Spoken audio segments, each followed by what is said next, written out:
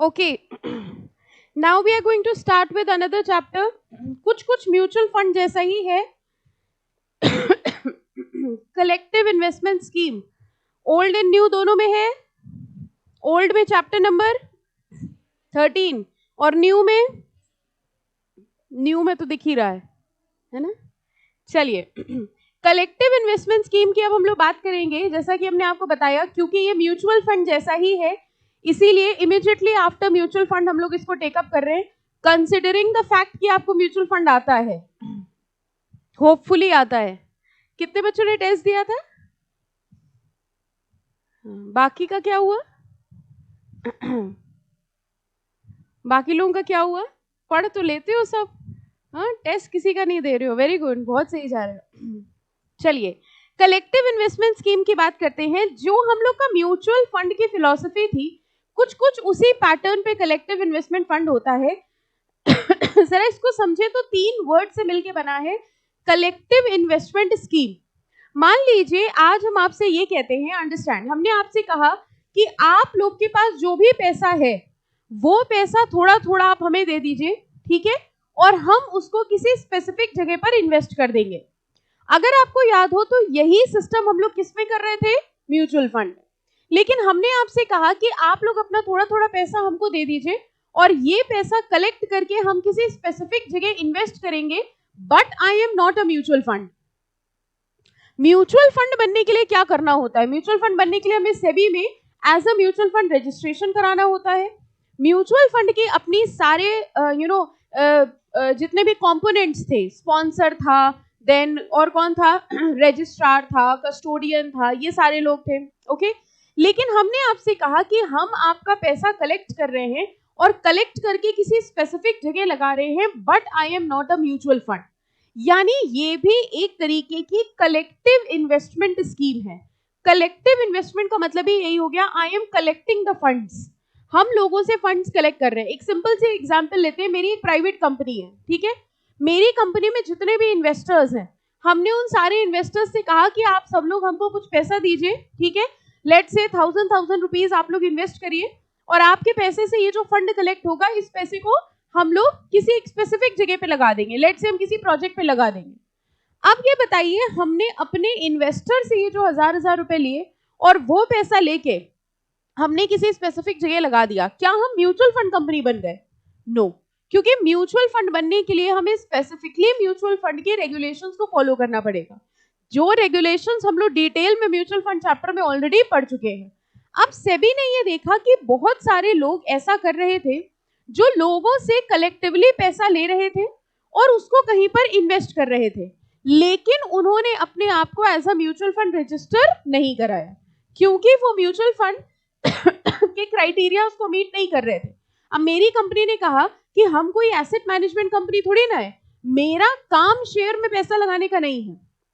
हमने तो बस अपने इन्वेस्टर्स से कुछ पैसा मांगा है और उस पैसे को हमने एक जगह पे इन्वेस्ट कर दिया है. I am not acting as a mutual fund. मेरा काम ये नहीं है कि हम शेयर्स में पैसा लगाएं या हम मार्केट में पैसा लगाएं. हम तो एक कंपनी है जो मैन्युफैक्चरिंग का काम करते हैं. बस आज मेरे पास एक अच्छा ऑप्शन था तो हमने इन्वेस्टर से पैसा ले लिया और पैसा लेके हमने उस पैसे को उस पर्टिकुलर जगह पे लगा दिया. Now I am not acting as a mutual fund company. और अगर हम म्यूचुअल फंड कंपनी की तरह एक्ट नहीं कर रहे हैं तो मेरे ऊपर सेबी के म्यूचुअल फंड रेगुलेशंस एप्लीकेबल नहीं होंगे. तो सेबी ने देखा कि बहुत सारी ऐसी कंपनीज हैं जो लोगों से पैसा ले रही हैं, कहीं पर इन्वेस्ट कर रही हैं, लेकिन वो म्यूचुअल फंड में रजिस्टर्ड भी नहीं है. अब अगर वो म्यूचुअल फंड में रजिस्टर्ड नहीं है तो देखा जाए सेबी की उनके ऊपर कोई पकड़ नहीं है. अब मेरी कंपनी ने अगर आप लोगों से पैसा लिया और उसको किसी जगह पे लगा दिया और मान लीजिए वो पैसा डूब गया, अब सेबी क्या कर सकता है? कुछ नहीं कर सकता. क्यों? क्योंकि सेबी तब कर सकता होता अगर हमने उसको म्यूचुअल फंड में रजिस्टर कराया होता. इसको तो हमने कहीं रजिस्टर कराया ही नहीं. तो सेबी ने कहा ऐसी सारी स्कीम्स के लिए हम एक सेपरेट नाम, एक सेपरेट कॉन्सेप्ट बना देते हैं, जिसको क्या कहा जाएगा? Collective investment scheme. Okay, system again same है. हमने लोगों से, जो भी पर्सन दूसरे लोगों से पैसा कलेक्ट कर रहा है, उनके बिहाफ पे पैसा इन्वेस्ट कर रहा है, इस ऑब्जेक्टिव के साथ इन्वेस्ट कर रहा है कि उनको रिटर्न देगा. ऐसे किसी भी स्कीम को क्या कहा जाएगा? Collective investment scheme. अगेन, अगर आप कलेक्टिव इन्वेस्टमेंट स्कीम के क्राइटेरिया को फॉलो कर रहे हैं तो भी आपको सेबी से रजिस्ट्रेशन करवाना पड़ेगा। तो सेबी कह रहे ठीक है तुम म्यूचुअल फंड नहीं हो, हम तुम्हारे ऊपर म्यूचुअल फंड के रेगुलेशंस नहीं लगा रहे, लेकिन फिर भी अगर तुम लोगों से पैसा लेके किसी स्पेसिफिक जगह इन्वेस्ट कर रहे हो तो हम तुम्हें क्या बुलाएंगे, कलेक्टिव इन्वेस्टमेंट स्कीम, और तुमको कलेक्टिव इन्वेस्टमेंट स्कीम की तरह मेरे पास रजिस्टर करवाना पड़ेगा। कॉन्सेप्ट समझ में आ गया? ठीक है, काम वही हो रहा है जो म्यूचुअल फंड में हो रहा था, बस उसको म्यूचुअल फंड रेगुलेशन में हमने कवर नहीं किया, इसके सेपरेट रेगुलेशंस हैं। ओके, किसी भी तरीके से आप देखिए, अगर हम बहुत छोटे छोटे एग्जाम्पल लेंगे, अगर आप एक बैंक की बात करते हैं, ठीक है, बैंक भी टेक्निकली क्या करता है, आप अगर सोच के देखें तो बैंक क्या कर रहा है, लोगों से छोटा छोटा पैसे कलेक्ट कर रहा है और फिर उस पैसे का बैंक क्या करता है, लोन दे देता है। तो बैंक भी तो यही कर रहा है, लोगों से पैसा लिया, उसका एक फंड बनाया और उस फंड को किसी दूसरी जगह इन्वेस्ट कर दिया। ठीक है, इंश्योरेंस कंपनी क्या करती है, इंश्योरेंस कंपनी में प्रीमियम देते हैं हम लोग। मान लीजिए आपने किसी इंश्योरेंस कंपनी से पॉलिसी ली तो हम लोग प्रीमियम देते हैं, छोटा छोटा अमाउंट। क्या आप बता सकते हैं इंश्योरेंस कंपनी जो प्रीमियम कलेक्ट करती है उस पैसे को क्या अपने पास रखे रहती है, क्या करती होगी, इन्वेस्ट करती है। वो पैसे की जरूरत इंश्योरेंस कंपनी को कब पड़ती है, जब किसी का क्लेम अराइज होता है। ठीक है, तो इंश्योरेंस कंपनी ने भी यही कहा कि प्रीमियम तुम लोग जो हमको दे रहे हो वो हमको दो, हम उसको एक फंड के फॉर्म में कलेक्ट कर लेते हैं और फिर उस पैसे को हम कहीं इन्वेस्ट कर देंगे। तो ये भी तो एक तरीके की स्कीम हुई, लेकिन ये सब कलेक्टिव इन्वेस्टमेंट स्कीम नहीं है। रीजन बीइंग, बैंक्स की अगर हम बात कर रहे हैं तो वो बैंकिंग रेगुलेशन एक्ट में कवर्ड है। ठीक है, इंश्योरेंस की अगर हम बात कर रहे हैं तो वो IRDA के अंडर कवर्ड है। इसी तरह हमने आपसे कहा कोऑपरेटिव सोसाइटी है। ठीक है, कोऑपरेटिव सोसाइटी क्या करती है, यही तो करती है, सबसे फंड्स लेती है, फंड्स को इकट्ठा करती है और इकट्ठा करके सबके म्यूचुअल बेनिफिट के लिए लगा देती है। तो कोऑपरेटिव सोसाइटी भी तो यही काम कर रही है, लेकिन कोऑपरेटिव सोसाइटी भी इस CIS में कवर्ड नहीं होगी। क्यों? क्योंकि उसके ऊपर CIS का, उसके ऊपर कोऑपरेटिव सोसाइटी का एक्ट लग रहा है। कुल मिला के जिसका खुद का एक्ट होता है उसके ऊपर जनरल रेगुलेशंस एप्लीकेबल नहीं होते। सिमिलरली इसी लाइन में अगर हम ऐड ऑन कर ले, म्यूचुअल फंड भी तो यही कर रहा है, सबसे पैसा ले रहा है, फंड बना रहा है और इन्वेस्ट कर रहा है, लेकिन म्यूचुअल फंड CIS में कवर क्यों नहीं होगा? क्योंकि उसकी सेपरेट रेगुलेशंस है म्यूचुअल फंड नाम की। ओके, तो CIS में कौन कवर हुआ? सोचो कौन कवर हुआ? इन सबको छोड़ के जो बचा वो CIS में। Are you understanding? ये सब एक तरीके के CIS हैं, चाहे आप बैंक को देख लो, चाहे आप कोऑपरेटिव सोसाइटी को देख लो, चाहे आप इंश्योरेंस कंपनी को देख लो, चाहे आप म्यूचुअल फंड को देख लो। अगर हम जनरल भाषा में बोले तो ये सब कलेक्टिव इन्वेस्टमेंट स्कीम ही है, लेकिन ये इस CIS में कवर्ड इसलिए नहीं हो रही है क्योंकि इनके खुद के सेपरेट रेगुलेशंस हैं। जिसके लिए सेबी ने सेपरेट रेगुलेशन बना दिए उनके ऊपर तो वही रेगुलेशंस लगेंगे। अब जैसे हमने आपको एग्जांपल दिया था कि मेरी एक प्राइवेट कंपनी है, मेरे प्राइवेट कंपनी में मान लो जितने वर्कर हैं, ठीक है, हमने वर्कर के सामने एक स्कीम लेकर आए, हमने कहा तुम लोग की सैलरी से इस बार हम 1000 रुपए काट ले रहे हैं। ठीक है, मतलब ऑप्शनल है, आपकी सैलरी से 1000 रुपए काट ले रहे हैं, उसका एक फंड बना रहे हैं और वो पैसा हम एक जगह इन्वेस्ट करेंगे और उससे रिटर्न आएगा वो हम तुम लोग को वापस कर देंगे। अब बताओ ये काम जो एक प्राइवेट कंपनी अपने वर्कर के लिए कर रही है, लेट्स से, ठीक है, क्या वो म्यूचुअल फंड है? वो प्राइवेट कंपनी कुछ भी मैन्युफैक्चरिंग का काम करती है, ठीक है, क्या वो म्यूचुअल फंड है? नो। क्या वो बैंक है? नो। क्या वो इंश्योरेंस कंपनी है? नो। देन वो क्या कहलाई जाएगी? CIS। अगर वो ऐसा काम कर रही है तो सेबी कह रही है कि ऐसे लोग क्यों छूट जाएं हमसे, इसलिए ये लोग जो हैं वो किसके अंडर कवर्ड हो जाएंगे? सेबी की CIS रेगुलेशंस के अंडर। Are you understanding? कॉन्सेप्ट सबको समझ में आया? I have always told you, किसी भी चैप्टर का जो फर्स्ट लेक्चर होता है वो सबसे इंपॉर्टेंट होता है, वहां से या तो, वरना इस चैप्टर में प्रॉब्लम क्या होती है, एंड तक आपको सब कुछ म्यूचुअल फंड जैसा दिखेगा। ऑब्वियसली जैसे म्यूचुअल फंड में होती थी एसेट मैनेजमेंट कंपनी, वैसे ही यहाँ पर होती है collective investment management company, CIMC कहते हैं। अब उसका काम भी वही है कि कहाँ पैसा लगाना है, कहाँ नहीं लगाना है, सब कुछ म्यूचुअल फंड जैसे। तो चैप्टर के एंड तक एक प्रॉब्लम ये अराइज हो जाती है कि भाई ये कलेक्टिव इन्वेस्टमेंट है तो म्यूचुअल फंड क्या है? Mutual fund is also a collective investment scheme, but it is not covered over here because it is having separate regulations. Okay, तो ऐसी collective investment scheme जो और कहीं covered नहीं है वो इन regulations के अंदर आ जाएगी. Any doubt to anyone? Clear है सबको? ठीक है, चलो अब हम लोग इसको read करेंगे. देखिए, सबसे पहले तो रेगुलेटरी फ्रेमवर्क. रेगुलेटरी फ्रेमवर्क का मतलब ही क्या हुआ, क्या लग रहा है इसके ऊपर? सेबी एक्ट. कौन कौन से लॉ लग रहे हैं? सेबी एक्ट लगेगा और सेबी की ही कलेक्टिव इन्वेस्टमेंट रेगुलेशंस लगेंगी. ठीक है, meaning of collective investment scheme जरा देखिए. The increasing complexity of financial market witnessed unravelled financial scheme that defrauded investors by promising exorbitantly high returns. कह रहे ऐसी बहुत सारी स्कीम्स होने लग गई. आप लोगों ने पिक्चरों में भी देखा है, ऐसी बहुत सारी स्कीम्स होती है, पैसा लगाओ और डबल कर लो एक साल में. सुना है ना? क्या होता है? हाँ क्या? अच्छा, तो ऐसी बहुत सारी स्कीम्स हम लोगों ने सुनी है ना कि पैसा लगाओ. हम भी ऐसी स्कीम लॉन्च कर रहे हैं, आप आज हमें पैसा दीजिए, हम एक साल में आपको डबल करके दे देंगे. बट ऐसी स्कीम्स में आपको समझ में आ रहा है फ्रॉड होने के चांसेस ज्यादा होते हैं.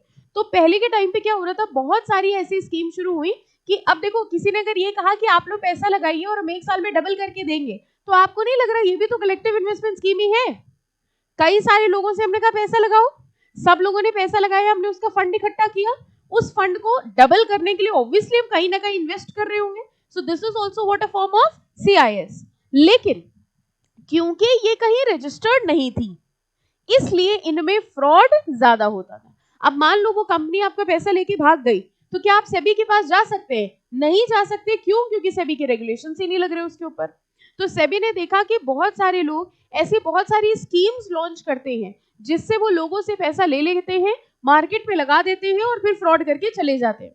इसलिए सेबी ने सोचा कि ऐसी स्कीम्स को कवर करने के लिए भी एक रेगुलेशंस होनी चाहिए और इसलिए उन्होंने कौन सी रेगुलेशंस लॉन्च करी? CIS.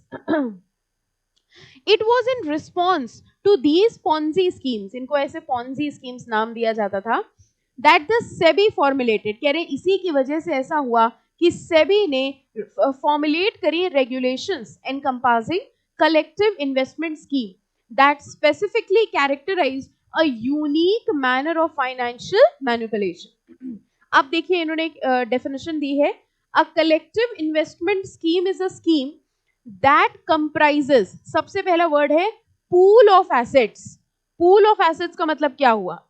इसी से मतलब समझ में आ रहा है, pool यानी हमने कई सारे लोगों का पैसा इकट्ठा करके एक फंड बनाया. pool of assets that is managed by collective investment scheme manager. कौन मैनेज कर रहा है उसको? collective investment scheme manager. बिल्कुल वैसे ही जैसे म्यूचुअल फंड में AMC मैनेज कर रही थी. ठीक है, दूसरों का पैसा है, कोई और मैनेज कर रहा है. Okay, and is governed bye, और उसके ऊपर देखो कौन सी रेगुलेशंस लग रही हैं? Collective investment scheme regulations given by SEBI. ठीक है, फाइन. आगे लिखा है सेक्शन 11AA. ये भी सेक्शन हम लोग पढ़ेंगे. was amended to include a new provision which gave SEBI the power to regulate all the pooling of funds under any scheme or arrangement in excess of rupees 100 crore not regulated by any other law, thus slipping into the net of CIS. ये तीन लाइनें देखिए जरा, बड़ी अच्छी lines हैं. सबसे पहले तो कह रहे हैं section 11AA of SEBI Act was amended to include a new provision. अब देखना, which gave SEBI the power to regulate all pooling of funds. किसी भी तरह से कहीं पर भी फंड्स की पूलिंग अगर हो रही है, ठीक है, which is in excess of 100 crore. Are you understanding? For example, हमने आपसे 10-10 रुपए इकट्ठा करके 50 रुपए ले लिए और हमने कहा 50 रुपए मार्केट में लगाएंगे, ये CIS हो जाएगा? इतने छोटे अमाउंट के लिए थोड़ी ना सब इनटू पिक्चर आएगा. ओके, वो कह रहे हैं हम बड़ी स्कीम्स को टारगेट करेंगे. तो उन्होंने कहा कि कितना वैल्यू होना चाहिए? 100 करोड़ और मोर. और जरा हमें इस लाइन का मतलब बताओ, not regulated by any other law, मतलब और उसके ऊपर कोई और लॉ ना लग रहा हो, कोई और रेगुलेशंस ना लग रही हो. यानी कि अगर हमने पूलिंग ऑफ फंड्स किया है, मेरा फंड 100 करोड़ से ज्यादा का है लेकिन हम एक म्यूचुअल फंड कंपनी है, तो क्या हम CIS हैं? नहीं, हम CIS नहीं है क्योंकि हम क्या है, म्यूचुअल फंड है और मेरे ऊपर म्यूचुअल फंड रेगुलेशंस लग रहे हैं। सिमिलरली हम एक बैंक है, हमने लोगों से फंड इकट्ठा किया है और वो फंड 100 करोड़ से ज्यादा का है, क्या हम CIS हैं? हम CIS नहीं है क्योंकि I am regulated under any other law, that is banking regulation act. तो सेबी ने एक तरह से देखा जाए जो रेस्ट ऑफ द कैटेगरी है ना, उसमें सबको कवर कर लिया। मतलब कोई भी ऐसी स्कीम जो फंड्स पूल कर रही है जिसकी वैल्यू 100 करोड़ से ज्यादा है और वो किसी और के अंडर रेगुलेटेड नहीं है, उसको हम लोग बाय डिफॉल्ट क्या मान लेंगे, CIS। ओके, देखो ये लाइन लिखी है, slipping into the net of CIS। Slipping into the net मतलब वो ऑटोमेटिकली स्लिप होके किस कैटेगरी में आ जाएगी, CIS। तो आपको इससे ये बात समझ में आ रही है कि इस CIS के बाद अब किसी तरीके की पूलिंग ऑफ फंड्स होगा तो वो किसी ना किसी रेगुलेशन में कवर्ड होगा, यस और नो। अगर उसकी सेपरेट रेगुलेशंस हैं तो वो रेगुलेशंस लगेंगी, और अगर उसकी सेपरेट रेगुलेशन नहीं है तो वो बाय डिफॉल्ट किस में आ जाएगा, CIS। Any doubt? ओके। अब देखिए ये इन्होंने जेनेसिस दिया है, इसको मन हो तो रीड कर लेना कि कैसे कैसे ये स्कीम लॉन्च हुई। हम लोग डायरेक्टली स्टार्ट करेंगे यहां से। SEBI collective investment scheme regulations 1999, SEBI के रेगुलेशन से स्टार्ट करेंगे। वेरी वेरी इंपॉर्टेंट, मार्क करिए। सबसे पहले है इसकी डेफिनेशन। डेफिनेशन ही देखिए क्या लिखी हुई है, बहुत आराम से समझेंगे। सबसे पहले कह रहे हैं collective investment schemes, any scheme और arrangement which satisfies the conditions specified in 11AA of the SEBI Act। यानी सबसे पहले इन्होंने कहा कलेक्टिव इन्वेस्टमेंट स्कीम क्या है। कलेक्टिव इन्वेस्टमेंट स्कीम वो है जो 11AA की कंडीशंस को फॉलो कर रही है। यानी कलेक्टिव इन्वेस्टमेंट स्कीम क्या है, इसके लिए हमें क्या पढ़ना पड़ेगा, 11AA। ठीक है, 11AA जरा देखो अगले पॉइंट में कह रहे हैं 11AA कह रहा है any scheme of arrangement which satisfy the conditions referred to in subsection 2 or 2A shall be CIS। अब 11AA ने क्या कहा, कह रहे हैं सबसेक्शन 2 और 2A में जो है वो CIS है। कुल मिला के क्या हम लोग को अभी तक ये पता चल पाया है कि CIS क्या है, नहीं। ठीक है, तो हमें टेक्निकली क्या देखना पड़ेगा अब, 2 and 2A। ओके, ये थर्ड वाला पॉइंट अभी हम बाद में कराएंगे, पहले जरा देखते हैं। ये देखो ये वाला चार्ट देखिए, आई थिंक ओल्ड में भी है। देखिए सबसे पहले 11AA कह रहा था कि 2 और 2A में जो है वो CIS है। तो जरा सबसे पहले पढ़ते हैं कि 2 क्या है। 2 के अंदर ये 4 कंडीशंस हैं। कोई भी पूलिंग ऑफ फंड अगर ये 4 कंडीशंस को फॉलो कर लेता है तो वो CIS हो जाएगा। अगर आप इन पॉइंट्स को पढ़ेंगे तो थोड़ा थोड़ा कोरिलेट करिएगा, this is similar like a mutual fund. ठीक है, सारे पॉइंट्स म्यूचुअल फंड से मिलते जुलते मिलेंगे। फर्स्ट, एनी स्कीम और arrangement made or offered by any person under which the contribution payment made by the investor by whatever name called are pooled and utilised for the purpose of the scheme. बताओ, कह रहे हैं कैसी scheme है जिसमें investors के पैसे को पूल किया गया है और उस इन्वेस्टमेंट स्कीम के हिसाब से यूटिलाइज किया जाएगा। अगर आप कोरिलेट करें तो यही चीज एग्जैक्टली किसमें हो रही थी, म्यूचुअल फंड में। ठीक है, लोगों के एसेट्स को pool, I hope you all understand pooling मतलब क्या हुआ, इकट्ठा करना। हमने सबके पैसों को इकट्ठा किया और उसको किसी स्पेसिफिक पर्पस के हिसाब से इन्वेस्ट किया। सेकेंड कह रहे हैं the contribution or payments are made to such scheme by the investor with a view to receive profit। लोग क्यों पैसा लगा रहे हैं इस स्कीम में, प्रॉफिट के लिए, रिटर्न के लिए। ठीक है, अच्छा एक बात बताइए, मान लीजिए हमने आपसे कहा कि आप सब लोग 100 रुपए इकट्ठा करिए, आपके पैसे को पूल करके हम लोग पिकनिक पे चलेंगे। ये सभी बातें काल्पनिक हैं, एग्जाम्पल के तौर पे समझाई जा रही हैं। ठीक है, तो हमने आपसे कहा 100 रुपए इकट्ठा करो और हम लोग ऐसे पैसा करें, ऐसा पिकनिक पे चले क्या, चले पिकनिक पे, टेस्ट नहीं दिया जा रहा है, यस मैम। हाँ तो 25 के बाद चलते हैं।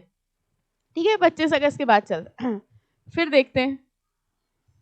लास्ट टाइम हम लोग ऐसी अगस्त में पिकनिक प्लान करी तो कुछ बच्चों ने क्या किया था, 25 के पहले ब्लू वर्ड गए थे हम लोग, तो 25 के पहले कुछ बच्चों ने पैसा जमा किया था कंडीशनल, लिटरली कंडीशनल, कि अगर हम पास हो जाते हैं, ठीक है, तो मेरा पैसा आपके पास जमा रहेगा, हम चल रहे हैं, और अगर हम पास नहीं होते हैं तो फिर हम नहीं चलेंगे। तो ऐसा कुछ कर लें, ठीक है।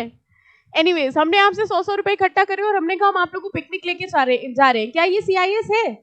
क्यों? प्रॉफिट मोटिव नहीं है, ठीक है। आपका ये ऑब्जेक्टिव नहीं है कि इससे आप रिटर्न जनरेट करेंगे। थर्ड, द प्रॉपर्टी कंट्रीब्यूशन और investment forming part of the scheme or arrangement, whether identifiable or not, is managed on behalf of investor। ये जो pool of funds है, इसको investor manage कर रहे हैं या investor के behalf पे कोई और manage कर रहा है? investor के behalf पे कोई और manage कर रहा है। म्यूचुअल फंड में कौन मैनेज कर रहा था? AMC। और यहां पर कौन मैनेज कर रहा है? CIMC या collective investment scheme fund manager, ठीक है। And fourth, the investor do not have day to day control. आप याद करिए, म्यूचुअल फंड में भी यही हो रहा था। अगर आपने पैसा AMC को दे दिया तो आपने अपना ऑब्जेक्टिव बता दिया। क्या आप डे टू डे बेसिस पे उनको बताते रहते थे अब ये करो, अब ये करो? नो, आपका पैसा कोई और मैनेज कर रहा है और आपका उसके पैसे के ऊपर डे टू डे कंट्रोल नहीं है। आप अपना ऑब्जेक्टिव बता सकते हो कि यहां लगा दो, वहां लगा दो, बट डे टू डे आप उस पैसे को कंट्रोल नहीं कर सकते। तो किसी भी स्कीम में, किसी भी फंड में अगर ये 4 पॉइंट्स फॉलो हो रहे हैं तो हम उसको क्या मान लेंगे? CIS। अब इन 4 पॉइंट्स के हिसाब से तो म्यूचुअल फंड भी एक तरीके का क्या हुआ? CIS, ठीक है, फाइन।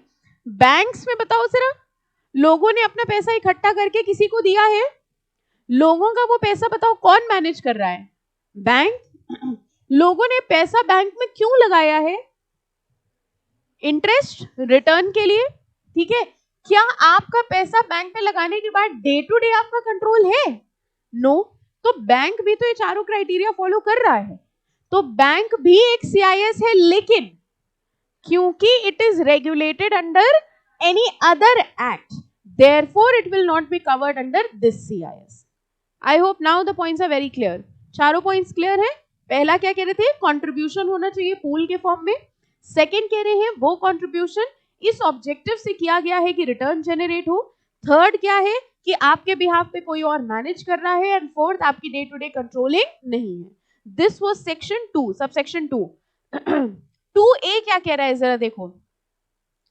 एनी स्कीम और arrangement made or offered by any person satisfying the conditions as may be specified by SEBI regulation। 2A कुछ नहीं है। 2A कह रहा है कोई भी ऐसी स्कीम जो SEBI regulations को फॉलो कर ले, ठीक है। तो 2A कह रहा है जो इन पॉइंट्स को फॉलो कर ले। 2A ये कह रहा है जो SEBI की अदर कंडीशंस को फॉलो कर ले, उसको 11AA के हिसाब से क्या माना जाता है? CIS। अगर आप ध्यान दो तो हम लोग यही पढ़ रहे थे। ये देखो ऊपर हम लोग क्या पढ़ रहे थे? कलेक्टिव इन्वेस्टमेंट स्कीम क्या थी? कह रहे कलेक्टिव इन्वेस्टमेंट स्कीम वो है जो सेक्शन 11AA के हिसाब से है। 11AA क्या कह रहा था? कि जो भी सबसेक्शन 2 और 2A में दिया है, सबसेक्शन 2 में वो 4 कंडीशंस दी थी और 2A में कहा है सेबी की अदर कंडीशंस जो हैं वो भी अगर आप कंप्लाई कर ले तो आप बेसिकली क्या मान लिए जाएंगे? CIS। अब देखो जो सबसेक्शन 3 है, यही है जो ऊपर हाउएवर वाला है ना, वही यहां पे देख लेते हैं। सबसेक्शन 3 क्या है? The following shall not be CIS। Subsection 3 ये कह रहा है किसको किसको CIS नहीं मानेंगे। ओके, तो अगर आप कलेक्टिवली देखो तो 2 और 2A को फॉलो कर रहा हो और 3 में भी कवर्ड हो, मतलब 3 के हिसाब से जो CIS ना हो। अब जरा देखते हैं कौन कौन है जिनको CIS नहीं मान रहे हैं। फटाफट से फर्स्ट पॉइंट पढ़ के बताओ किसको नहीं मान रहे हैं। तुरंत आपको मिलते जाएंगे वो सारे पॉइंट्स। फर्स्ट वाले में मार्क कर लो, क्या सिर्फ इतना मार्क कर लेना, कोऑपरेटिव सोसाइटी। सेकंड वाले में बताओ नॉन बैंकिंग फाइनेंशियल कंपनी, सुना है सबने NBFCs के बारे में। थर्ड बताइए इंश्योरेंस। फोर्थ क्या है? Provident fund, pension scheme, insurance scheme, ठीक है। फिफ्थ क्या है? जिन्होंने मॉड्यूल 1 में पढ़ा है they can correlate. Companies act में हम लोग एक कॉन्सेप्ट पढ़ते हैं, अभी आप आगे पढ़ेंगे डिपॉजिट्स का। उसमें भी यही होता है कि हम अपने शेयर होल्डर से पैसा मंगवाते हैं और उसको स्पेसिफिक ऑब्जेक्टिव्स के हिसाब से लगा देते हैं। वो भी एक तरीके का CIS है, लेकिन इसमें कवर्ड क्यों नहीं है? क्योंकि उसके ऊपर क्या लग रहा है? Companies act. ठीक है, ओके। अगला वाला भी वही है, निधि कंपनी। सुना है कभी? निधि कंपनी जानते हो? निधि कौन है? कंपनी है। अरे वाह। निधि कंपनी में क्या होता है टेक्निकली? जो उसके मेंबर्स होते हैं उन्हीं से ही पैसा लिया जाता है और उसी को इन्वेस्ट किया जाता है। ठीक है, अगेन है वो CIS, लेकिन इसमें कवर्ड क्यों नहीं है? क्योंकि उसके ऊपर भी सेपरेट रेगुलेशंस बने हुए हैं। इसी तरह से 7th है चिट फंड कंपनी। ये चिट फंड भी वही होता है, जैसे आप लोग ने ये देखा भी होगा कि कुछ लोग होते हैं जो एसोसिएशन बनाते हैं। जैसे आप 10 लोगों ने एसोसिएशन बना लिया और सब लोगों ने उसमें पैसा कुछ कुछ डाल दिया, फिर किसी एक के नाम की चिट निकलती है और उसको वो पूरा का पूरा पैसा मिल जाता है। जैसे किटी पार्टी में बहुत खेला जाता है। खेलते हो तुम लोग किटी पार्टी? हाँ, तो बोल गए थे हमारी किटी चल। कितने लड़कों की भी चलती किटी पार्टी? नहीं तो क्या किटी लड़कों की नहीं हो सकती? ऐसे खेला जाता है, सुना है आपने? मतलब बहुत सारे, नॉट ओनली किटी बट बहुत तरीके से होता है कि जैसे आप सब लोग ने म्यूचुअल बेनिफिट के लिए होता है कि अगर जैसे 10 मेंबर्स हैं, 10 मेंबर्स ने कहा कि सब लोग 1,000 रुपए इन्वेस्ट करेंगे, वो 10,000 रुपए हो गए, तो किसी एक मेंबर जिसको उस टाइम पैसे की जरूरत है उसको वो पूरा का पूरा पैसा दे दिया जाता है। फिर ऐसे ही अगले महीने होता है, फिर किसी और के नाम की चिट निकलती है, तो इसको ही प्रोफेशनल फॉर्म में चिट फंड बोल दिया जाता है। और इसके ऊपर देखो चिट फंड एक्ट लगता है 1982, मतलब ये इलीगल नहीं है, इसके ऊपर चिट फंड एक्ट लगता है। ओके, तो अगेन वो भी एक तरीके का CIS ही है, बट क्योंकि चिट फंड में कवर्ड है इसलिए वो यहाँ पर कवर नहीं होगा। 8th वाला नहीं आता हमको,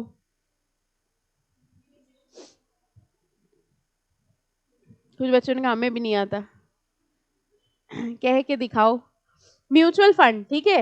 and 9th is any other scheme और arrangement by central government. Central government ने जिसको भी या सेबी ने जिसको भी डिक्लेयर कर दिया कि वो CIS नहीं है। अब इनको छोड़ के जो बचा वो CIS है। हाँ, समझ में आया? तो टेक्निकली तो देखा जाए इसमें सब कुछ कवर्ड है, लेकिन फिर भी इसके अलावा किसी फॉर्म में अगर ऐसा हो रहा है, जैसे मान लीजिए हमने आप ही से कह दिया कि आप सब लोग अपना अपना पैसा लगाइए, हमें दीजिए, हम उस फंड को मैनेज करेंगे, हम उसको मार्केट में लगाएंगे या कहीं पे भी लगाएंगे, जो रिटर्न आएगा हम आपको डिस्ट्रीब्यूट करेंगे। अब हम इनमें से किसी क्राइटेरिया में फॉलो नहीं कर रहे, तो हमें अपना रजिस्ट्रेशन करवाना पड़ेगा सेबी की CIS स्कीम। ऐसा करके सेबी ने क्या करने की कोशिश करी, आपको समझ में आ गया? सब कुछ कवर कर लिया कि या तो तुम इनमें आ जाओगे, यहाँ पे भी सेबी रेगुलेशंस है या कंपनीज एक्ट है, ठीक है, और अगर इसमें नहीं आए तो फिर सेबी की CIS रेगुलेशन में आ जाओगे। ओके, तो कुल मिला के अब अगर आपसे पूछा जाए CIS क्या है, तो आप ऐसे कह सकते हो जो सबसेक्शन 2 में है, 2A में है, but not covered in 3। Okay, तो 11AA यही कहता है। 11AA कहता है CIS वो है which is covered as per subsection 2, also as per subsection 2A, but it is not covered under subsection 3, that is CIS। तो आपने कुछ ना कह के सब कुछ कह दिया, है ना? समझ आ गया सेक्शन सेक्शन की भाषा में? अब ये सेक्शन तो याद ही रह जाएंगे, बट ये क्वेश्चन ही कौन सा आ रहा है कि व्हाट इज CIS, है ना? ये क्वेश्चन आ जाए तो बात भी है। ओके, अब ऊपर देखो क्या बोल रहे थे, वो यही बोल रहे थे। I think first 2 blocks are clear. Third वाले ब्लॉक में देखो कह रहे हैं however any pooling of funds under any scheme और arrangement which is not registered with SEBI or is not covered under subsection 3, जो 3 में कवर्ड नहीं है, ठीक है, और जिसका कॉर्पस 100 करोड़ से ज्यादा है, हम उसको CIS मान लेंगे, deemed to be CIS। Any doubt to anyone? ठीक है, तो सेबी ने कहा या तो तुम 2 में कवर्ड हो जाओ या 2A में कवर्ड हो जाओ, ठीक है, और नहीं तो 3 में कवर्ड नहीं हो और 100 करोड़ से ज्यादा का कॉर्पस है, तो by default you will be considered as a CIS। Any doubt to anyone? चलिए आगे, एनी क्वेश्चंस? पक्का? चलो,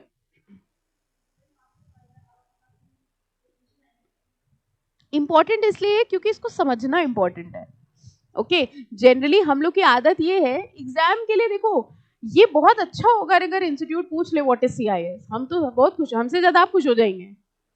बट प्रॉब्लम ये है हमको जो अच्छा लगता है वो इंस्टीट्यूट पूछता कहाँ है ना? सिमिलरली जैसे आपको जो अच्छा लगता है वो हम टेस्ट में कभी नहीं पूछते, है ना? तो इम्पोर्टेंट ये इसलिए है क्योंकि इस पूरे चैप्टर का ये मेन कॉन्सेप्ट है। अगर किसी को ये नहीं समझ में आता है ना, तो वो पूरा चैप्टर तो पढ़ लेगा, लेकिन वो यही सोचता रह जाएगा कि सीआईएस में कवर क्या हो रहा है। Are you understanding? That is why always से एग्जाम तो ठीक है एक तरफ है, बट किसी भी चीज को नॉलेज पॉइंट ऑफ व्यू से भी अंडरस्टैंड कीजिए। अगर आप ये चीज नहीं समझोगे कि रेगुलेशंस लाइक वो म्यूचुअल फंड उसके ऊपर रेगुलेशन लग रही है इसलिए सीआईएस नहीं लग रहा, तो थ्रू आउट द चैप्टर बच्चे के दिमाग में सिर्फ यही चलता है कि यही सब तो म्यूचुअल फंड में भी पढ़ा था, तो सीआईएस अगर म्यूचुअल फंड चैप्टर था तो फिर इसकी जरूरत क्या थी? ओके, कौन सी स्कीम्स इसमें कवर्ड है ये जानना जरूरी है। और इसकी डेफिनेशन भी अगर आप पढ़ो तो उन्होंने कह दिया 11AA में कवर्ड। अब 11AA कह क्या रहा है? ओके, तो वो 2 की 4 कंडीशन, 2A की सभी की कंडीशन फॉलो करनी है एंड नॉट कवर्ड अंडर 3। ठीक है, that is why this is important. Okay, not important for exam, मतलब important for exam obviously, but पूछेगा नहीं वो कहीं से आवाज। हाँ तो फिर नहीं कवर्ड होगा। सेबी के लिए 100 करोड़ बहुत बड़ी बात नहीं है, आपके लिए बहुत बड़ी बात है। आई यू अंडरस्टैंडिंग? हम लोग के लिए 100 करोड़ मतलब अरे 100 करोड़ 1 ही करोड़ दिख जाए, लेकिन जब हम लोग, हाँ बेटा, हाँ जब तक फ्रॉड नहीं हो रहा है तब तक लीगल है, जिस दिन फ्रॉड पकड़ लिया जाएगा इलीगल। लीगल इलीगल तो तब होता है ना जब पकड़ में आए। जैसे हम आपको हमेशा बताते हैं, आप चीटिंग कर रहे हो, किसी ने पकड़ा नहीं, थ्रू आउट लीगल था, टेस्ट हो गया, सबमिट हो गया, नंबर मिल गए, लेकिन पकड़ लिए गए तो वहीं उसी मोमेंट पे इलीगल। तो अगर 100 करोड़ से कम के कॉर्पस का है फंड तो सेबी कहता है हम सीआईएस नहीं मान रहे उसको, क्योंकि हो सकता है अभी जैसे हमने आपको बताया छोटी छोटी स्कीम है, हमने आपसे 10-10 रुपए इकट्ठा करे, हमने मार्केट में लगाया, जो रिटर्न है 1-1 रुपए हमने आपको 11-11 रुपए वापस कर दिए। अब सभी कह रहे हैं ये भी अगर हम देखने लग जाएंगे, आई यू अंडरस्टैंडिंग, तो इतने छोटी चीजों पे हम कवर नहीं होंगे, हम बड़ी चीजें देखेंगे। और अगेन फिर वही बात हम आपको बोल रहे हैं, 100 करोड़ सेबी ने जो लिमिट रखी है म्यूचुअल फंड और इन सब के हिसाब से 100 करोड़ एक कम लिमिट है। ठीक है, क्योंकि अगर आप पूलिंग ऑफ फंड्स की बात कर रहे हो तो 100 करोड़ एक बहुत मीडियोकर फिगर है। उनका 100 करोड़ के नीचे का है तो अपने आप झेलो, 100 करोड़ से ज्यादा है तो हमसे संपर्क करो। Okay, then it will be covered under CR. वरना आपको पता है सेबी के लिए मॉनिटर करना पॉसिबल ही ना होता। आप सोच के देखो, पूरे देश में न जाने कितनी ऐसी स्कीम्स हैं, अगर सेबी ने 100 करोड़ की लिमिट ना डाली होती और कहा होता सबको ऐसे रजिस्टर कराना है, तो कितनी स्कीम सेबी देखता रहता। ओके, सेबी कह रहा हमारे पास यही काम थोड़ी ना है, और बड़े बड़े चैप्टर मतलब और बड़े बड़े फ्रॉड्स हैं, चैप्टर मतलब और चीजें हैं, अभी इनसाइडर ट्रेडिंग है, आईसीडीआर है, एलओडीआर है, कि हम ये पूलिंग ऑफ फंड ही देखते रहेंगे। ओके, तो उन्होंने एक क्राइटेरिया बना दिया कि 100 करोड़ के अबव वाला जो है उसको हम मॉनिटर करेंगे। ओके, चलो अब देखिए यहाँ क्या लिखा है, आई थिंक ओल्ड में शायद ना हो, छोटा सा केस है, वही जैसा अभी हम लोग को लग रहा था ना कि फिर कवर कौन सी स्कीम्स होती हैं। SEBI in its order dated Feb 25, 2020 via builder end developer, old में नहीं है ना, कुछ नहीं है, बस जरा से 2-3 लाइनें देख लीजिए। कह रहे हैं वेयर वीबीडीपीए कंपनी का नाम है and it's director had mobilised fund from investors through different land और plot scheme which satisfied 4 requirements of a CIS as defined under 11AA, and since these schemes were carried out without obtaining registration from SEBI, VBDP and its director were to be directed to refund illegally mobilized fund to investor and were also to be restrained from accessing securities market. Case समझ में आया क्या हुआ? यानी ये company थी via builder end developer, इन्होंने अपने इन्वेस्टर्स से कहा कि आप हमें कुछ पैसा दीजिए मोबिलाइज करके, हम उसका पूल बनाएंगे और पूल बना के हम उसको कहीं इन्वेस्ट कराएंगे, जो रिटर्न होगा वो हम आपको दे देंगे लैंड अलॉटमेंट के नाम पे। ओके, अब उन्होंने लोगों से पैसा ले लिया और इनका कॉर्पस जो होगा वो 100 करोड़ से ज्यादा का होगा, तो टेक्निकली इनको क्या करना चाहिए था, इनको सेबी में रजिस्ट्रेशन लेना चाहिए था, लेकिन इन्होंने सेबी में रजिस्ट्रेशन नहीं लिया। जब इनकी कंप्लेन फाइल हुई तो सेबी ने इनके खिलाफ एक्शन लिया, 2 एक्शन लिए। पढ़ के बताओ क्या 2 एक्शन लिए। सबसे पहले क्या ऑर्डर किया सबसे पहले तो ये ऑर्डर किया गया रिफंड करो पैसा, कि जो लोगों का पैसा तुमने लिया है वो रिफंड करो। इलीगली हो गया, इलीगली इसलिए हो गया क्योंकि तुम्हें रजिस्ट्रेशन करवाना चाहिए था, तुमने रजिस्ट्रेशन नहीं कराया, और ये एक पनिशमेंट है जो सेबी हमेशा देता है, restrain from accessing securities market. अभी आप बाकी चैप्टर्स में भी देखना, सब जगह होता है, ये पनिशमेंट तो सेबी दे ही देता है कि तुम्हें हम कैपिटल मार्केट एक्सेस करने से रोक देंगे। इसका मतलब अब आप कैपिटल मार्केट में कोई ट्रांजैक्शन नहीं कर सकते। तो इस कंपनी के खिलाफ सेबी ने ये 2 एक्शन ले लिए। तो इस तरह से कंपनीज अलग अलग स्कीम्स लॉन्च करके लोगों का पैसा पूल करके मार्केट में इन्वेस्ट करते हैं। आई hope now everything is very clear. पक्का, चले आगे। नाउ अदर इंपॉर्टेंट डेफिनेशंस, अब इजी चैप्टर है, कंसिडरिंग अगर म्यूचुअल फंड पढ़ा है तो इजी चैप्टर है। हाँ बेटा, अलग अलग इस, अगर इस एक्ट के हिसाब से तो इसमें अभी पढ़ेंगे लास्ट में कितनी पनिशमेंट है। वैसे एक्सेसिंग सिक्योरिटीज मार्केट में हर एक्ट में सभी ने अपने रूल्स बनाए हैं कि इसके अंदर इतनी पेनाल्टी होगी, और जो जहां पर जिस एक्ट में नहीं लिखा है फिर सेबी एक्ट में लिखा हुआ है जो सेबी एक्ट में भी पढ़ेंगे उसमें भी पेनाल्टीज दी हुई है। ठीक है, चलो सबसे पहले देखिए collective investment management company. Now ये कौन सी कंपनी होगी, जैसे म्यूचुअल फंड में क्या था AMC। Collective investment management company means a company incorporated under companies act and registered with SEBI whose object, अब देखो इनका काम क्या है, to organise operate manage a collective investment scheme and it is similar to that of AMC. Any doubt? You remember what was open ended and close ended? फिर test क्यों नहीं दिया, जब सब याद करे बैठे हो तो टेस्ट भी दे ही देते। ओपन एंडेड क्लोज एंडेड क्या था, जिसकी फिक्स्ड मेच्योरिटी होती है वो कौन सा होता है, क्लोज एंडेड। क्लोज एंडेड की फिक्स मेच्योरिटी है और अपनी मेच्योरिटी के पहले उसको हम सेल नहीं कर सकते, रिडीम नहीं कर सकते, सेल कर सकते हैं, सॉरी। इसी तरह से देखो close ended collective investment scheme, close ended collective investment scheme means any collective investment scheme launched by, किसने लॉन्च करी होगी ये स्कीम, CIMC ने, in which the period of maturity of collective investment scheme is specified, period fixed है and there is no provision for repurchase, repurchase क्या हो गया, वही रिडीम, ठीक है, before expiry of maturity of collective investment scheme. Any doubt, same, ठीक है, जहां दिक्कत हो बता दीजिएगा। Collective investment scheme property, collective investment scheme property का मतलब समझो यही जो फंड है, ठीक है, ये पूरा का पूरा फंड जो कलेक्ट हुआ है इसको हम लोग क्या कहेंगे, कलेक्टिव इन्वेस्टमेंट स्कीम प्रॉपर्टी। अब मान लीजिए फॉर एग्जाम्पल 100 रुपए का फंड इकट्ठा हुआ, तो ये जो 100 रुपए हैं ये भी प्रॉपर्टी है। इस 100 रुपए से अगर हमने कोई एसेट खरीद लिया वो भी कलेक्टिव इन्वेस्टमेंट स्कीम प्रॉपर्टी हो गई। ठीक है, तो देखो क्या क्या हो जाएगा, collective investment scheme property includes, 3 चीजें होंगी, subscription of money or money is worth to the collective investment scheme. बताओ सबसे पहला पॉइंट क्या हुआ,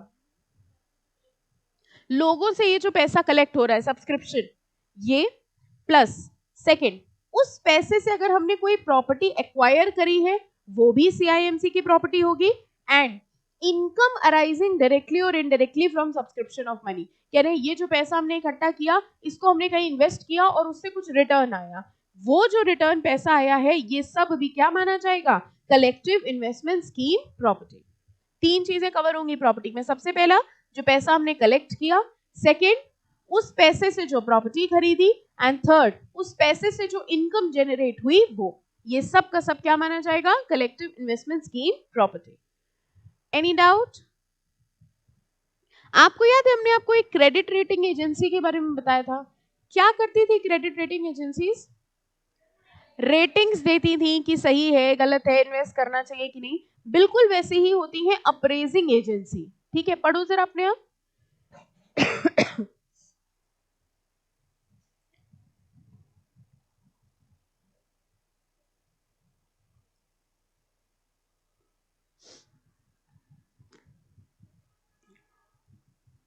अप्रेजल क्या होता है समझ गए, मतलब वही फाइनेंशियल पैरामीटर्स में या दूसरे पैरामीटर्स में चेक किया जा रहा है कि वो कंपनी सही से काम कर रही है कि नहीं कर रही है। ठीक है, that is what is appraising agency.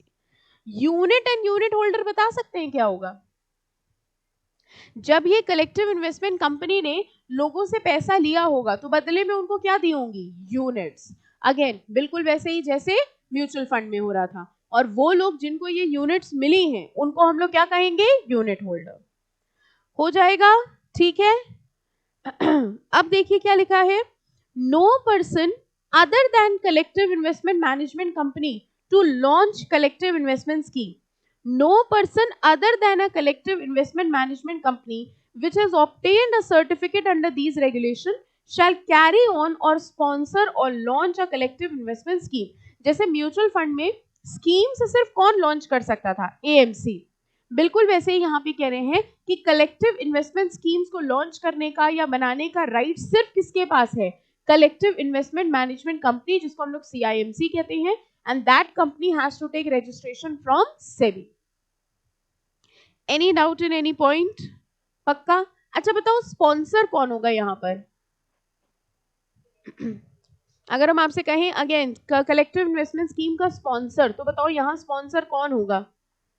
जिसने ये कलेक्टिव इन्वेस्टमेंट स्कीम बनाई है।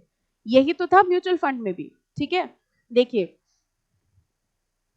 registration provisions, section 12(1)(b) of the SEBI Act states that no person shall sponsor or cause to sponsor or carry on or to be carried on any venture capital fund or collective investment scheme including mutual fund unless he obtains a certificate of registration from SEBI। अब देखो यहाँ पे उन्होंने लिख दिया ना collective investment scheme including mutual fund, because I've already told you mutual fund is also a type of CIS only। बस उसके ऊपर CIS के regulations इसलिए नहीं लगते हैं क्योंकि उसके ऊपर ऑलरेडी किसके regulations लग रहे हैं? Mutual fund regulation. ओके तो ये कह रहे हैं कि अगर आप किसी भी तरह से कोई स्कीम बना रहे हो, चाहे म्यूचुअल फंड के अंदर बना रहे हैं, चाहे आप कलेक्टिव इन्वेस्टमेंट स्कीम के अंदर बना रहे हैं, you will have to take a certificate of registration from SEBI. Okay अगली दो लाइनें देखिए।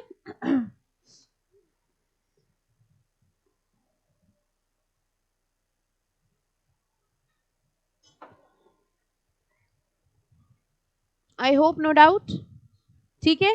कह रहे हैं ban was imposed on a person carrying on any CIS। अगर आपने सर्टिफिकेट ऑफ रजिस्ट्रेशन नहीं लिया है सेबी से, तो आप कोई भी ऐसी कलेक्टिव इन्वेस्टमेंट स्कीम स्टार्ट नहीं कर सकते। चैप्टर टफ लग रहा है कि इजी? इजी सारे लगते हैं आपको, है ना, यही ट्विस्ट है। कोई डाउट? चले अगली हेडिंग पढ़ो, application for grant of certificate. बताइए ये क्या होगा? जो भी पर्सन CIS स्टार्ट करना चाह रहा है वो एक एप्लीकेशन देगा, किसको? सेबी को। Okay regulation 4 provides that any person proposing to carry any activity as collective investment management company on or after the commencement of these regulations shall make an application to the SEBI for grant of registration as specified under these regulations. Application by a scheme or arrangement deemed to be a collective investment scheme. ये देखिए क्या है? Regulation 4A provides that any person proposing to carry on, sponsor or launch any scheme which would be deemed to be a collective investment scheme shall make an application for grant of registration as a collective investment management company under these regulations। कह रहे हैं भले ही आप एक scheme launch कर रहे हैं, आप अपने आप को CIMC नहीं बोल रहे हो, लेकिन आपको मान लिया जाएगा CIMC। जैसे फॉर एग्जाम्पल अभी हम लोगों ने देखा था कि कोई कंपनी है जो मान लीजिए अपने इन्वेस्टर से कह रही है कि आप हमको पैसा दीजिए, हम उसको इन्वेस्ट करेंगे, रिटर्न जनरेट करेंगे और आपको वापस करेंगे। भले ही आप अपने आप को कलेक्टिव इन्वेस्टमेंट स्कीम नहीं बोल रहे हो, लेकिन अगर आप सबसेक्शन 2 के वो 4 पॉइंट्स को फॉलो कर लेंगे, then you will be deemed to be a CIMC। आपको मान लिया जाएगा कि आप CIMC हो और आपको सर्टिफिकेट ऑफ रजिस्ट्रेशन लेना पड़ेगा। ठीक है, तो एक चीज तो ये हुई कि हमने CIMC की तरह अप्लाई किया, एक चीज ये हुई कि हमने CIMC की तरह अप्लाई नहीं किया, हम अपने आप को CIMC बोल ही नहीं रहे हैं, लेकिन सेबी आपको CIMC मान लेगा, और अगर सेबी ने आपको CIMC माना है तो आपको रजिस्ट्रेशन लेना पड़ेगा। Any doubt? ठीक है, अब देखो लिखा है application by existing investment collective investment scheme. Existing का मतलब क्या हुआ? कब एग्जिस्टिंग? एग्जैक्टली जब हम लोग एग्जिस्टिंग की बात करते हैं तो हम लोग आज की बात नहीं करते। एग्जिस्टिंग का मतलब होता है जिस दिन ये लॉ आया उसके पहले। ओके नाउ इस एक्ट के आने के पहले, ये एक्ट कब आया वैसे? तुरंत आपने नीचे देखा है ना, ढूंढा कहाँ दिया है, कब आया? 1999 के पहले भी तो ऐसी स्कीम्स चलती होंगी, यस और नो? ठीक है, यानी इस रेगुलेशन के आने के पहले जो स्कीम्स चलती थी उनको कहा जा रहा है existing CIS। Okay any person who immediately prior to the commencement of these regulation was operating a collective investment scheme shall make an application to SEBI for the grant of certificate within a period of 2 months from such date. इसका मतलब एक बात बताइए, मान लीजिए इस act के आने के पहले 1999 के पहले हम एक कलेक्टिव इन्वेस्टमेंट स्कीम चला रहे थे, ठीक है, आज ये एक्ट आया, तो एक्ट बनने के बाद हमको रजिस्ट्रेशन लेना पड़ेगा, या जब हमने सीआईएमसी बनाया था तब ऐसा कुछ था नहीं तो अब हमें रजिस्ट्रेशन नहीं लेना है?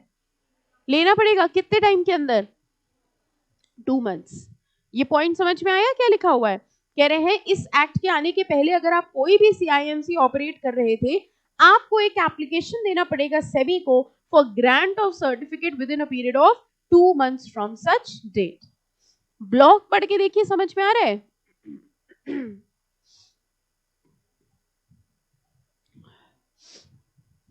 अभी जो हम लोगों ने डिस्कस किया, ओके? यानी इस एक्ट के आने के पहले से अगर आप कोई सीआईएमसी चला रहे हैं तो आपको भी सीआईएमसी मान लिया जाएगा और आपको रजिस्ट्रेशन लेना पड़ेगा और इस एक्ट के रूल्स एंड रेगुलेशंस को कंप्लाई करना पड़ेगा। Any doubt? ओके, ये पढ़िए। An existing collective investment scheme shall make an application to the SEBI in the manner specified in these regulation. कह रहे हैं जो हम एप्लीकेशन देंगे उसमें क्या होगा? Grant of provisional registration, grant of certificate of registration and rejection of application. मतलब जो प्रोसीजर नई वाली सीआईएमसी के ऊपर एप्लीकेबल होगा, सेम प्रोसीजर एप्लीकेबल हो जाएगा किसके ऊपर? एग्जिस्टिंग सीआईएमसी। ओके, प्रोविजनल रजिस्ट्रेशन मतलब for the time being, okay, जब तक हमको फाइनल रजिस्ट्रेशन ग्रांट नहीं हो जाता तब तक के लिए फॉर द टाइम बीइंग हमको registration, temporary you can say, ठीक है, that is a provisional registration. हाँ बेटा, हाँ बेटा, अभी है प्रोसीजर, हाँ अभी है बेटा प्रोसीजर। अभी आप देखो तो हम लोगों ने स्टार्ट ही नहीं किया है। रेगुलेशंस के जो अभी तो ये बता रहे हैं जो अर्लियर वाले उन्हें कराना पड़ता है, जो इस रेगुलेशंस के हिसाब से ना उसका पूरा प्रोसीजर है। प्रोविजनल में भी डिटेल में है, ठीक है, कैसे अप्लाई करते हैं, कब रिजेक्ट होगा, फिर रिजेक्ट हो जाएगा तो क्या होगा, सीआईएमसी बंद करनी पड़ेगी, ये सारी चीजें हैं इसमें। ओके, अभी डिटेल में पढ़ेंगे। अब हेडिंग देखिए जरा, लिखा है winding up of existing collective investment scheme. ये क्या हो रहा है? अभी हम लोग पूरा टॉपिक किसका पढ़ रहे हैं? एग्जिस्टिंग, मतलब वो सीआईएमसी जो इस एक्ट के आने के पहले थे। कह रहे हैं has not been granted provisional registration by SEBI and बीच से पढ़ो, an existing collective investment scheme shall wind up the existing collective investment scheme which. ये 3 पॉइंट्स हैं। अगर ये तीनों पॉइंट्स होते हैं तो फिर आपकी एग्जिस्टिंग सीआईएमसी को क्या कर दिया जाएगा? Wind up. सबसे पहले having obtained provisional registration fails to comply with conditions of SEBI। आपको एक टेम्पररी रजिस्ट्रेशन दे दिया गया था, प्रोविजनल रजिस्ट्रेशन दे दिया गया था, लेकिन आपने रूल्स एंड रेगुलेशंस को कंप्लाई नहीं किया। अगर ऐसा है तो आपका रजिस्ट्रेशन, आपकी स्कीम को क्या कर दिया जाएगा? Wind up. Second, has failed to make an application for registration to the SEBI. यानी आप एक एग्जिस्टिंग सीआईएमसी थे, इस एक्ट के बनने के बाद आपको क्या करना चाहिए था? सेबी को अप्लाई करना चाहिए था रजिस्ट्रेशन के लिए, लेकिन अगर आपने रजिस्ट्रेशन के लिए अप्लाई नहीं किया तो हम आपकी वो पुरानी वाली जो सीआईएमसी है उसको क्या कर देंगे? Wind up. And third, has not been granted provisional registration by SEBI. यानी आपने अप्लाई तो किया था रजिस्ट्रेशन के लिए, लेकिन सेबी ने आपको रजिस्ट्रेशन ग्रांट नहीं किया। इन तीनों सिचुएशंस में हम लोग वो जो एग्जिस्टिंग सीआईएमसी है उसको क्या कर देंगे? Wind up.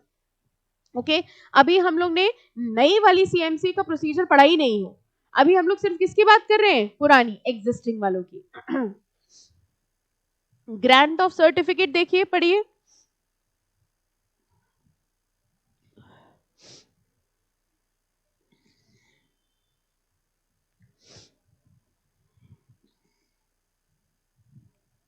Grant of certificate and procedure where registration is not granted, दोनों पढ़िए, देखिए दोनों सेम है, मतलब पढ़े हुए हैं पॉइंट्स।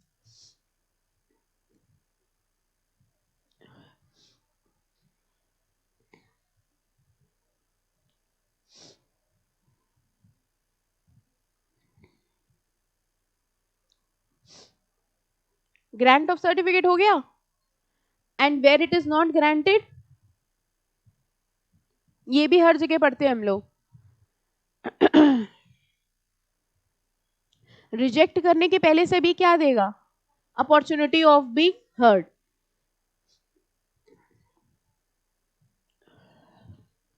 Any doubt? पक्का? अब एक बार जितना पढ़ा है सारे पेजेस एक बार टर्न करके आइए, देखिए कौन सा टॉपिक नहीं समझ में आया। कुछ दोबारा पूछना हो तो पूछ लीजिए।